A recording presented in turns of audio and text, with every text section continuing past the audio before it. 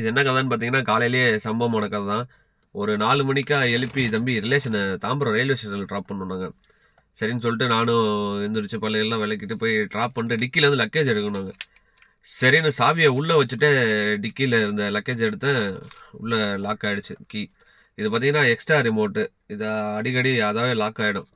வெளியே நிற்கிறேன், போலீஸ் வந்துட்டாங்க. வந்துட்டு "தம்பி நவுத்துப்பாருனாங்க சார், இந்த மாதிரி லாக் ஆகிடுச்சுன்னு." அவரும் வந்து பார்த்துட்டு இப்போ போயிட்டு வரேன்ப்பா அப்படின்ட்டு கிளம்பிட்டாரு.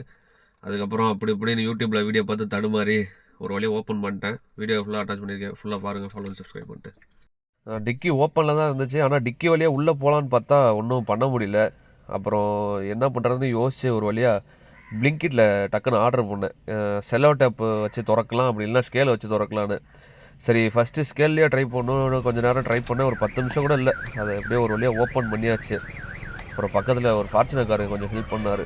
அவருக்கு ஒரு தேங்க்யூ சொல்லிட்டு அப்படியே அங்கேருந்து கிளம்பிட்டேன். இது ஒரு நல்ல பாடமாக அமைஞ்சிச்சு. சாவியை வந்து நேரமும் கையிலேயே வச்சுக்கணும் அப்படின்னு சொல்லி. நன்றி, வணக்கம்.